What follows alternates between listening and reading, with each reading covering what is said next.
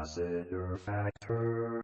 What's up, all my movie-loving maniacs? This your boy, Bankful B of the Lassiter Factor, and I am back with another TV review for the 5-Star Weekend, which is a mini-series that was released on Peacock over the weekend. I binged it all, so let's review. So the 5-Star Weekend is based on a book by Eline Hildebrand, however you pronounce her first name. Either way, it's a book for wine moms. I don't mean that as an insult or anything. I'm just calling it like I see it. But anyways, this story follows Hollis Shaw, who is a food influencer who is still grieving over the loss of her husband from 6 months prior.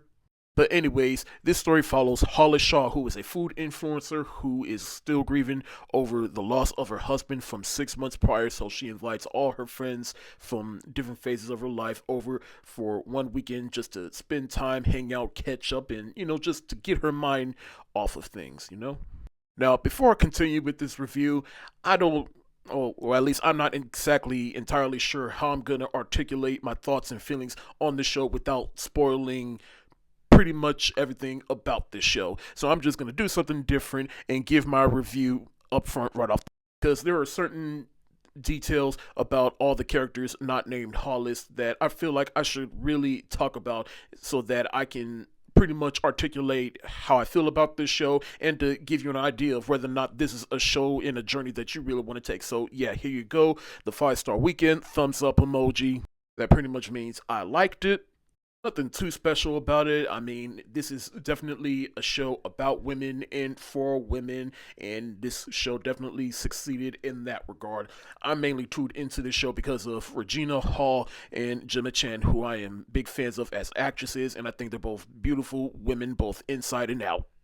But anyways, let me talk more details about this show. Like I said, it is about Hollis Shaw, played by Jennifer Garner. She invites all her friends from different phases of her life. So let's get into some of the other ones, particularly Gemma Chan's, which I will save for at the end after I get through the other three girls. But like I said, Hollis Shaw, she's a food influencer, and she invites all her friends over for one weekend because she's still grieving the loss of her husband from 6 months prior, but her marriage was a bit on the rocks prior to his death. She's having a hard time trying to connect with her daughter because her daughter is still grieving, and well, both of them are just grieving in their own little way and don't know how to connect with each other over this loss. Meanwhile, you have Tatum McKenzie, played by Chloe Savini. That's this one right here. Next to Jennifer Garner's character right here, she's her childhood best friend, and they also consider themselves sisters because Hollis's mother, she died when she was quite young, and so Hollis, she kind of latched on to Tatum and her family. But what Tatum got going on is that she is now a grandmother, and she is waiting on the results about whether or not she has breast cancer, and that is eating her up a little bit, as well as her husband. And she does hold somewhat of a grudge against Hollis for basically taking off and living a good life while she was stuck in their childhood home. Then you got Drew Ann Jones, played by Regina Hall. She is a sports agent that gets canceled because she said some things that upset both her clients and basically the whole internet. And she's basically the type of sports agent that's a bit tough, but that's just a result of the type of field she's in that is predominantly ran by males. She also had a bit of a sports career before she became an agent, and she's learning to take things slow and just settle down, and she's also having relationship troubles, and she is also basically the godmother of Hollis's child, and she's connected with them. And meanwhile, Hollis's daughter, she basically broke the news that she dropped out of college, which she revealed to Joanne, but she's trying to figure out a way to tell Hollis. But again, they're both grieving. Then you got Brooke Kirtley, played by Darcy Carden. She is struggling with her sexuality, and on top of that, her husband is caught in the middle of a scandal, and she's basically struggling with what side she should be on. Basically, she knows Hollis just through motherhood. And then there's Gigi Ling, played by Gemma Chen, which, along with Regina Hall, is the other reason why I tuned into the show, because I am a fan of her and continue to want to see what else she puts out in terms of acting, because I loved her in Crazy Rich Asians. Eternals, I think, is severely underappreciated as a Marvel film. Like I said, Gemma Chan plays Gigi, and Hollis knows her because she is one of Hollis's followers on Instagram, in which the two of them connected after her husband passed away, and they basically just connected over grief. But it turns out, and again, spoiler alert, because this is what's really going to hook you on whether or not you're going to stay for the rest of this show. It is revealed that Gigi was having an affair with Hollis's husband, and she's basically there, I guess, not only to give herself some closure, but just to be there for Hollis and just feel like, basically just to, how should I put this, cleanse basically her guilt, if that makes sense. I mean, it's already weird enough that you invited one of your random followers to this weekend that is supposed to be just you and your friends, but then you come to find out that this person was having an affair with your deceased husband. Make that make sense.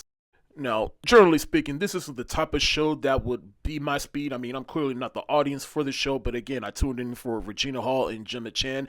And plus, every now and then, well, at least once a year, you get a show that's kind of a guilty pleasure, and you just want to tune in just to tune into the messiness and the drama of it all. You know, you just need a show like this just to have fun with.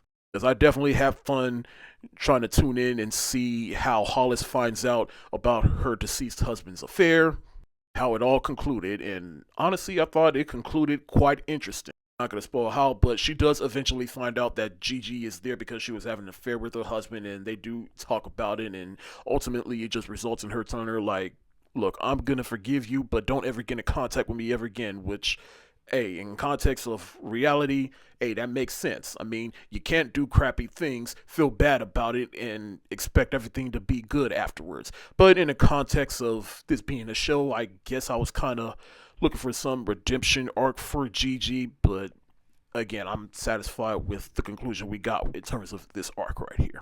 Plus, I enjoyed spending time with these characters, and I wasn't kidding when I said this show is definitely about women and for women. It's about women dealing with motherhood and where they are in their life and whether or not what their jobs or motherhood or whatever are just making them feel fulfilled in life. I watched one of their press junkets, and they was talking about a possible second season, to which yeah, I'm gonna that. I mean, if there is, I want to see what y'all do with that. But at the same time, this is based on a book. In fact, in retrospect, I think this is probably a book that they just couldn't figure out how to condense into a movie. So they just said, "Fuck it, let's just do a miniseries so that we can flesh this book out and not leave any details." But like I said, I give the 5-star weekend the thumbs up emoji. If you come across this show, I think you'll walk away at least entertained at best. Thank y'all so much for watching. Have you seen the 5-star weekend? If so, let me know what you think in the comments section below. This your boy Bankful B of the Lassiter Factor. Stay safe, wash your hands, peace.